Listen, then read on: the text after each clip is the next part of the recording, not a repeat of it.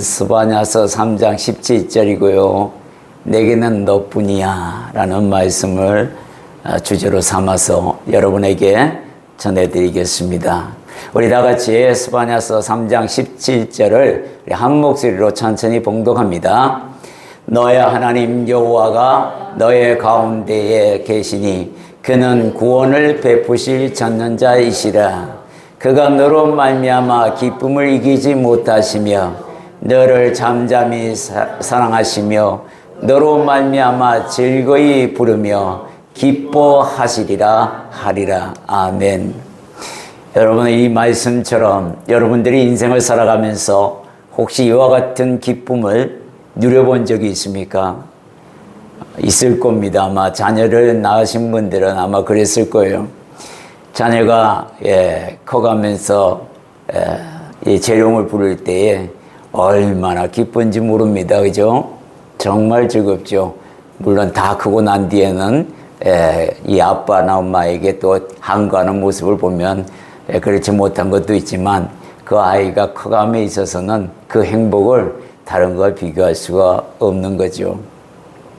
오늘 하나님께서 스바냐 선지자를 통해서 우리를 향하신 사랑의 고백을 들어보았습니다.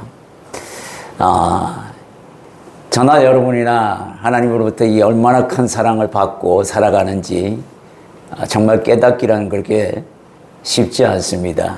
깨달았지만은 그것을 삶 속에 누리면서 적용하면서 사는 사람은 극히 드문다라는 생각을 해봅니다.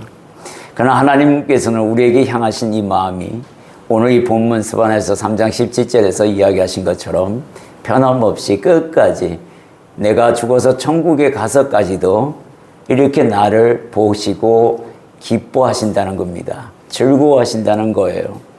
오늘 그 말씀에 대한 의미를 하나하나 한번 살펴보도록 하겠습니다. 처음에 뭐라 그러냐면 너의 가운데 계시니 이런 말씀을 합니다.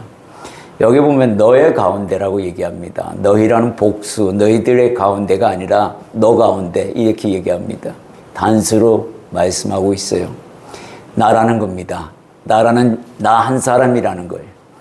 저와 여러분 각자 한 사람에게 여러분들의 인생 가운데에 있다라고 이야기하는 겁니다. 그거를 깨달으라고 오늘 본문 말씀을 이야기합니다. 구약에서는 언약궤나 또 불기둥과 구름기둥으로 함께 하셨어요. 모든 사람이 볼 수 있었습니다. 각자 한 사람을 계산하면 한 사람당 다 볼 수 있는 거예요. 그렇게 현현으로 계셨다고 출애굽기 13장 21절에서부터 말씀하고 있고 25장 21절에서 22절까지도 그 내용이 나와 있습니다. 제가 봉독해 드리겠습니다. 여호와께서 그들 앞에서 가시며 낮에는 구름 기둥으로 그들의 길을 인도하시고 밤에는 불기둥으로 그들에게 비추사 낮이나 밤이나 진행하게 하시니. 우리 인생이 이와 같습니다. 하나님은 보이지 않지만 그러나 성령께서 우리 안에 계시고 또 성령 우리 안에 두신다고 분명히 말씀하셨기에 여러분들이 인지하든 안 하든 성령은 예수를 영접한 모든 사람에게 다 공히 존재한다는 겁니다. 영으로 깨어있는 사람은 그분의 음성을 들을 거고 그렇지 못한 사람은 나 중심적으로 여전히 살아간다는 거예요. 불기둥과 구름기둥으로 내 인생을 비춰주고 땡볕이 되는 가려주고 이런 것들을 여러분들이 지나온 삶을 뒤돌아봤을 때 느껴요? 못 느껴요? 느끼잖아요. 그렇게 못 느끼는 것처럼 딴 표정을 하고 계시면 안 돼요. 다 느끼고 있어요. 얘기 들어보면 다 간증이 있습니다. 내가 이렇게 어려울 때 하나님이 나와 함께 하셨다. 근데 그게 오래 못 가요. 그죠? 우리는 성경을 읽으면서 사사기나 또 이스라엘 백성들이 이렇게 광야에서 허튼 소리 할 때마다 뭐 이런 놈들이 다 있노? 이렇게 얘기하죠. 그러나 진작 거기다 비춰보면 내가 그들과 다를 바 없다라는 걸 알게 됩니다. 또 이것만 부족해서 그런지 출애굽기 25장 21절에서 22절에 보면은 무슨 말씀이 나와 있냐면 속죄소를 궤 위에 얹고 내가 네게 줄 증거판을 궤 속에 넣어라. 거기서 내가 너와 만나고 속죄소 위, 곧 정극의 위에 있는 두 그룹 사이에서 내가 이스라엘 자손을 위하여 네게 명령할 모든 일을 네게 이르리라. 하나님께서 이 일도 우리에게 하셨습니다. 과거에는 성경책이 없다 보니까 언약궤 위에서 모세가 대표로 해가지고 또 아론이 대표로 해서 만나서 이야기 듣고 그것을 전했습니다. 그러나 지금은 여러분들이 뭘 갖고 계십니까? 성경을 갖고 계십니다. 그리고 그 성경은 요즘 시대가 너무 좋아서 일일이 안 갖고 다녀도 돼요. 핸드폰 어플을 깔아놓고 언제든지 볼 수 있고 들을 수 있습니다. 그런 노력들을 하느냐? 그거에 대해서는 각자에게 물어보면 되겠습니다. 신약에 와서는 어떻게 이야기하냐면 이렇게 합니다. 요한복음 14장 16절에서 17절에 보면 내가 아버지께 구하겠으니 그가 또 다른 보혜사를 너희에게 주사 영원토록 너희와 함께 있게 하리니.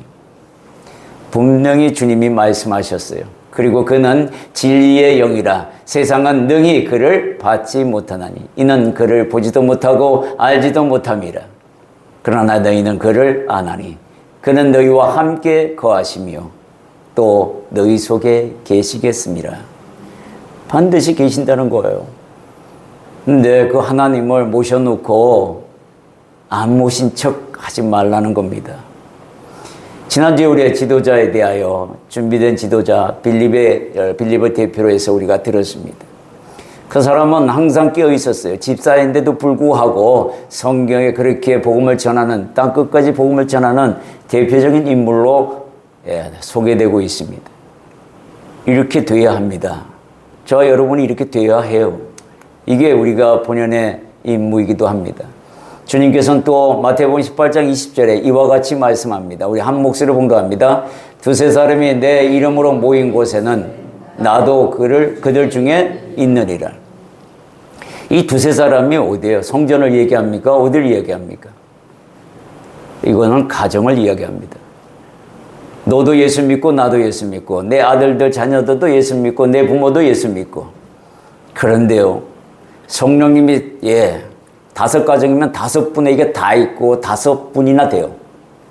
근데 그 가정을 가만히 살펴보면은 성령이 계시는지 안 계시는지 죄다 다 따로 국밥입니다. 이게 제대로 된 가정이냐? 아니죠. 내 자신이 너무 잘 압니다. 왜 이렇게 됐는가? 왜 이렇게 됐을까? 하나님의 사랑은 알되 내 삶 속에서 적용을 안 하는 거죠.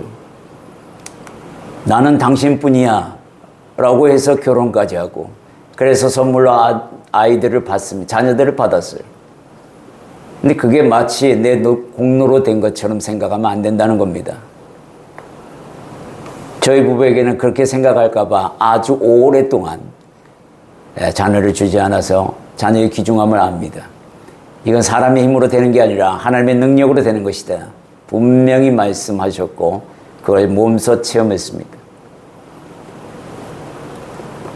두세 사람이 모이는 그 가정에 내가 함께하고 싶다라고 고백하시는 거 아닙니까? 그러면 모셔야죠. 야, 이리 와봐 하고 당신도 이리 와봐. 정신 차려. 이런 말 해야 합니다. 다른 걸로 싸우지 말고 돈 때문에 싸우지 말고요. 이런 걸로 싸워야 해요. 이런 걸로. 이리 와 좀 와봐 하고 자녀들하고도요. 이런 걸로 싸워야 합니다.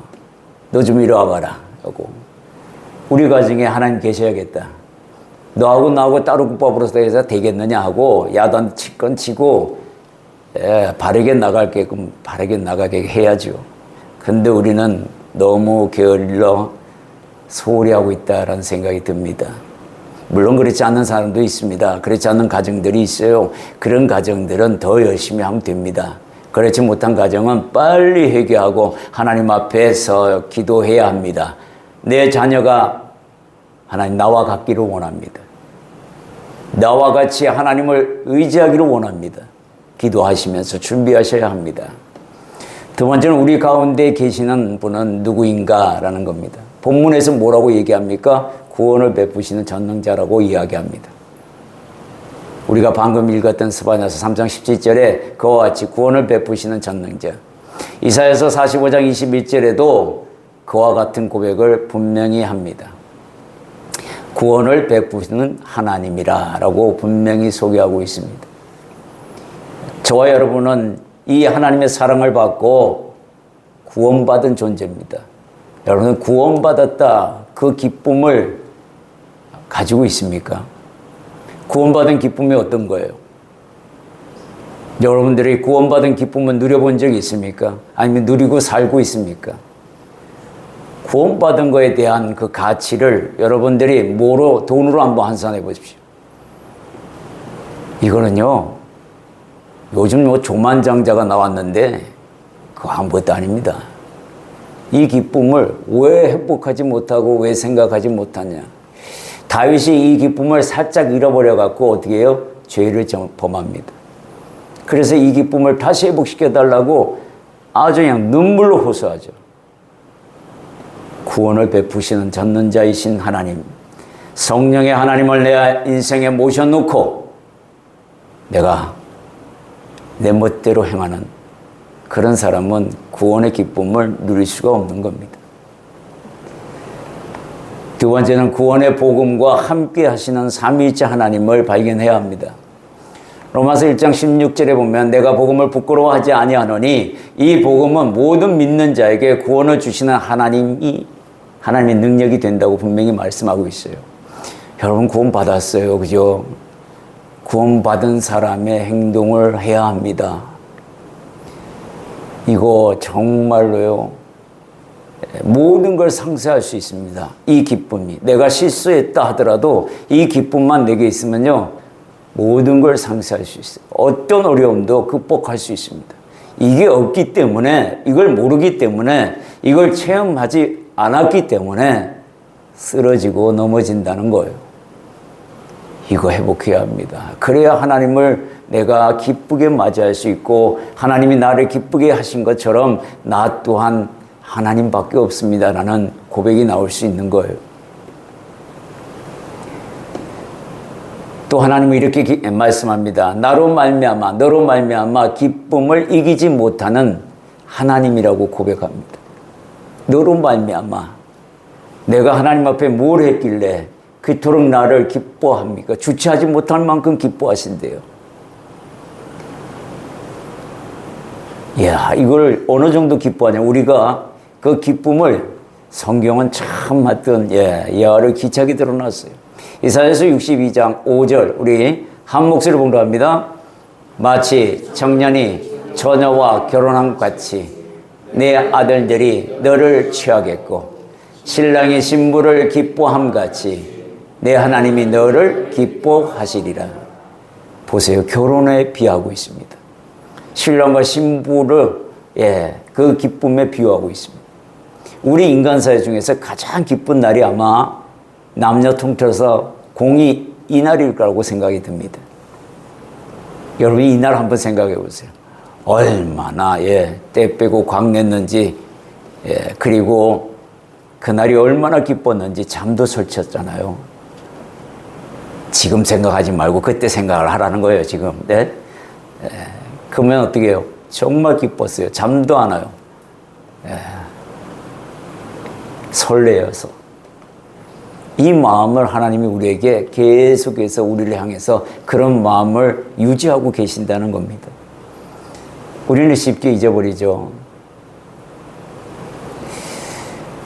가장 기뻐했던 이 결혼식과 신랑과 신부의 그때의 마음가짐을 하나님이 당신에게 우리에게 그 표현 그대로 이야기합니다. 너와 나와의 관계를 제대로 회복하면 네 자녀도 네 남편도 네 아내도 청년이 처녀와 결혼함과 같은 마음으로 너를 대하고 너를 또한 맞이할 것이다. 이 이야기를 합니다. 주님은 우리에게 주인공의 삶을 요구합니다. 내가 너를 그렇게 만들었다는 이야기를 하고 있어요. 또 본문에서는 이렇게 말씀합니다. 너를 잠잠히 사랑하시는 하나님. 여기서 잠잠히 사랑한다라는 이 말씀은 우리가 보면 조용하게 사랑한다 이런 의미만 가지고 있는 것 같은데요. 아니요, 여기는 히브리어 원어에 굉장히 깊은 뜻이 있습니다. 히브리어의 원어의 발음은 하라쉬라는 단어를 썼는데요. 이거는 침묵하다, 덮어주다라는 겁니다. 내 허물을, 내 죄를 덮어주시고 감싸주시는 거예요. 거기에 대해서 가타부터 얘기하지 않고 침묵으로 일관해 주신다는 거예요. 그렇게 사랑하신다는 거예요. 내가 만약에 조금만 잘못했으면 너 이놈 새끼 이리 와봐 하고 무진장 그 잘못한 것만큼 야단친다면 우리는 생명을 유지할 사람이 아무도 없습니다. 근데 참으신다는 거잖아요. 그리고 두 번째 의미는, 이 하라시의 두 번째 의미는 뭐냐면 새기다입니다. 쟁기질을 하다라는 거예요. 마음밭에 쟁기질 해가지고 각인시키는 거예요. 각인 확 찍어버리는 거죠. 새기는 거예요. 하나님 마음에 나를 그렇게 새겼다는 뜻입니다. 잠잠히 사랑했다는 말은 내 마음을 다 갈아엎어서 네 하나로 내가 채우고 있다라는 그런 사랑을 이야기하고 있는 겁니다. 잠잠히 사랑하신다. 여러분도 주님을 잠잠히 사랑하시길 원합니다. 정말 그런 사람이 되어야 합니다. 이사야서 49장 15절에서 16절에 보면요, 굉장히 의미 있는 말씀을 합니다. 우리 한 목소리 봉독합니다. 여인이 어찌 그 젖먹는 자식을 잊겠으며 자기 태에서 난 아들을 긍휼히 여기지 않겠느냐. 그들은 혹시 잊을지라도 나는 너를 잊지 아니할 것이라. 내가 너를 내 손바닥에 새겼고 너의 성벽이 항상 내 앞에 있나니. 하나님이 이렇게 우리를, 저 여러분에게, 한 사람 한 사람에게 만나서 귓속말로 이렇게 얘기합니다. 야, 엄마가 어떻게 젖먹는 아이를 잊을 수 있겠니? 태에서 난 아들을, 그 자식들을 긍휼히 여기지 않겠니? 저거 내가 없으면 죽을 텐데. 그래서 젖을 물리고 내가 못 먹다도 억지로 먹어야지. 아이를 위해서. 자신의 불편함도 감당하는 어머니의 그 마음. 그 어머니조차도 혹시 잊을지라도 나는 결코 너를 잊지 않겠다고 주님이 말씀하는 거예요. 그리고 네 이름을 내 손바닥에 새겼다고 합니다. 네 성벽이, 네 등이 내 앞에 있다라는 무슨 말이에요? 네가 뭘 하는지 다 살펴서 부족한 거 있으면 내가 채워주겠다는 거예요. 하나님 뒤에다 두신 게 아니고. 이런 사랑을 우리가 받고 있다는 겁니다. 이 말씀에 얼마나 주님의 처절하신 모습이 있습니까? 처절하신 사랑의 고백이 이 안에 있지 않습니까? 내가 너를 이토록 사랑한다. 이렇게 말입니다. 또 본문에는 이렇게 말씀합니다. 너로 말미암아 즐거이 부르며 기뻐하시는 하나님을 만나게 됩니다. 누가복음 15장 7절에 보면요, 죄인 한 사람이 회개하면은 천국의 의인 99 그분들이 함께 기뻐하는 것보다 더 기뻐한다고 그랬어요. 죄인 한 사람이 회개하는 걸 그렇게 기뻐하신대요. 시편 기자는 여호와께서는 자기가 택한 백성을 기뻐하신다고 되어 있습니다. 우리가 자녀들을 기뻐합니다.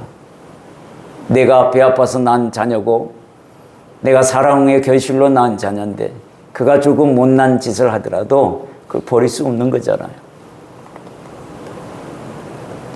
우리가 많이 알다시피 돌아온 탕자의 이야기 누가복음 15장 20절에는 이렇게 기록하고 있습니다. 함께 있습니다. 이에 일어나서 아버지께로 돌아가니 아직도 거리가 먼데 아버지가 그를 보고 측은히 여겨 달려가 목을 안고 입을 맞추니. 여러분, 아버지 생각해봐요. 아버지 재산 나 반뚝 띄워주시오. 내 나름대로 그거 가지고 와서 성공하고 돌아올 테니. 이런 싸가지, 이런 못난 놈이 그래 알았다 하고 재산을 줬더니 허랑방탕하게 다 쓰고는 거지꼴로 돌아왔어요. 여러분이라면 어떻게 맞이하겠습니까? 내가 그럴 줄 알았다 이놈아. 바로 이렇게 튀어나가지 않겠어요? 근데 주님은 이 아비의 마음과 같다는 겁니다. 아직도 거리가 먼데. 무슨 말이에요? 아직도 거리가 먼데 남들이 봐가지고는 아들인지 아닌지 거지 새끼인지 뭔지 모른다겠던데 아버지는 알아본다는 거예요. 걸음걸이 하나만 가지고도. 달려가서 누더기 옷, 냄새나는 몸,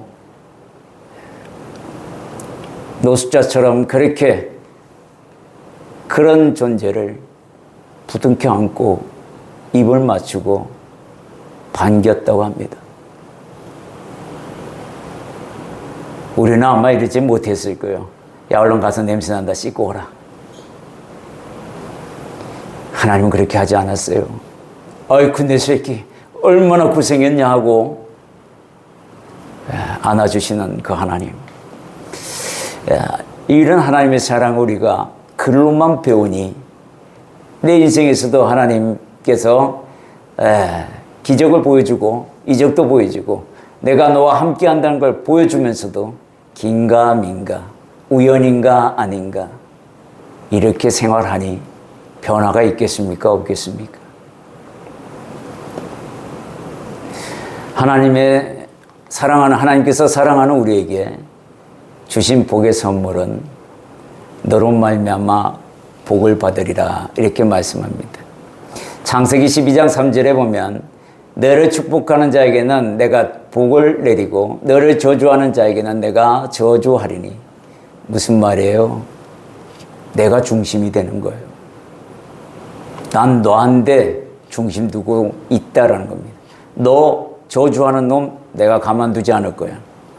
너 축복하는 나, 야 나도 축복할 거야. 완전히 나에게 올인하고 계신 하나님. 근데 여기에 기준이 뭐냐면 같은 크리스찬인데요. 둘이 다퉜어요. 그럼 주님 누구 편에 들으실 거예요? 누구 편에 들겠어요?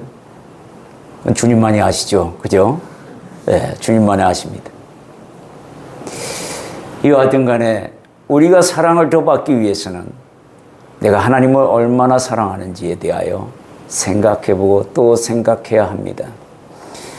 그랬을 때에 주님께서 우리에게 잘했다 칭찬하시며 더 큰 사랑으로 또한 함께 하실 겁니다. 두 번째는 너는 복이 될지라 아예 복을 만들어 주세요. 복덩어리 됩니다. 저와 여러분이 복덩어리에 하나님 앞에서 이 복을 받았고 복의 존재입니다. 여러분도 어디 가면요 복이 되는 사람들입니다. 그 복 사용해야 되는 거예요.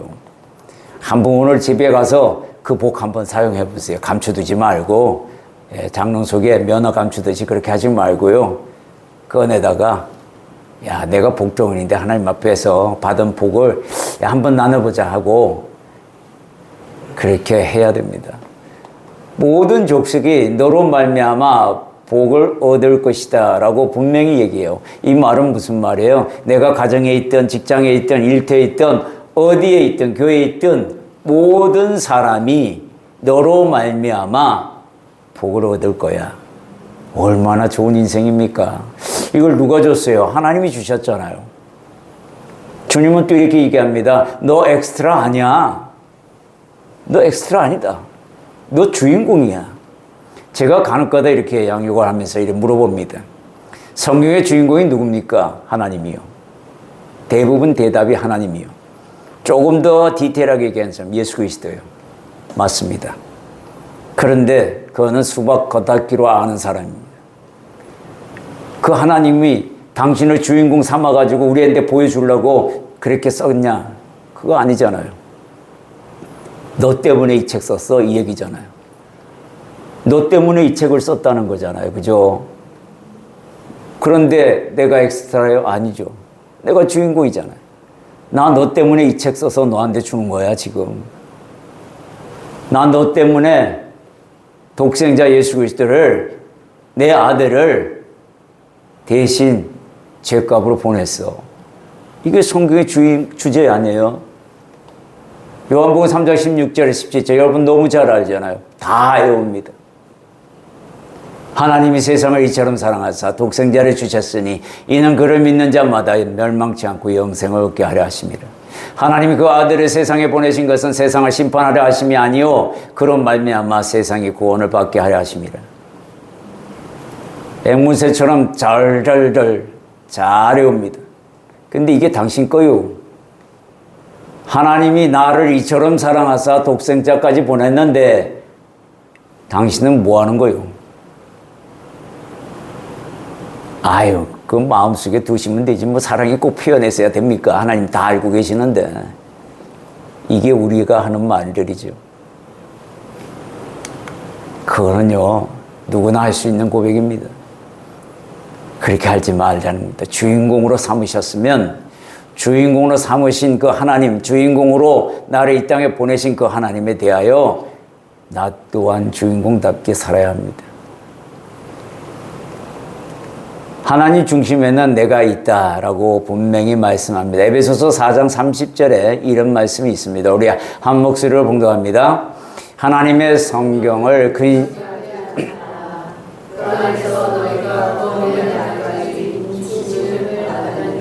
네, 성령을 근심시키지 말래요. 그 안에서 너희가 구원의 날까지 인침을 받았답니다. 한번 인침을 받은 사람은 취소되지 않습니다. 그죠? 네, 그렇게 말씀하셨어요. 저희가 배웠습니다. 그죠? 네, 근데 그 인을 쳐주신 성령님, 그 하나님을 근심시키지 말라는 겁니다. 하나님을 기쁘게 해드려야 되는데 근심 덩어리로 야, 네 인생 보니 참 근심이 참 많다 내가. 그러면 안 되잖아요. 하나님께서 왜 어려움을 주실까요?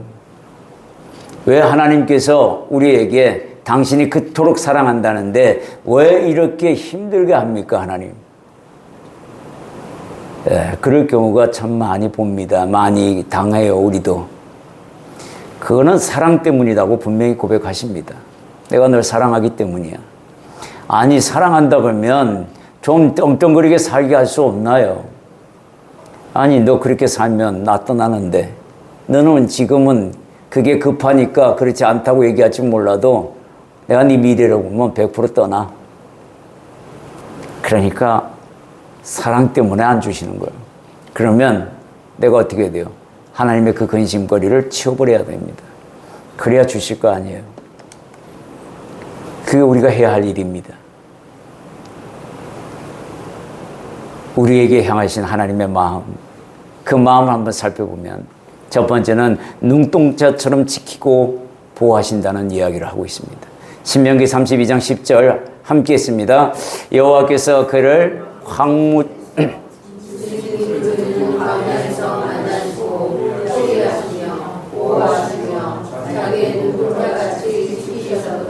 네, 여기에 보면은 뭐라고 얘기하세요? 주님이 호위하신대요. 만나시고 호위해 주시고 보호해 주신대요.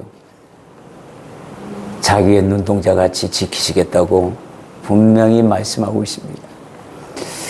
이 하나님 여러분들을 정말 몰라서 그렇죠. 우리 미래를 보시면서 하나님께서 이리로 인도하시고 저리로 인도하시는 거 정말 느껴야 합니다.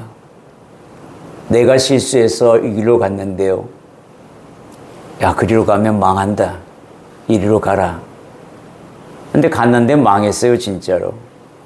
그럼 어떻게 돼요? 거기서요, 하나님이 요구하는 게 있습니다. 그건 뭐냐면, 하나님, 내가 잘못했습니다. 아이고, 하나님, 이것이 잘못된 걸 이제야 합니다.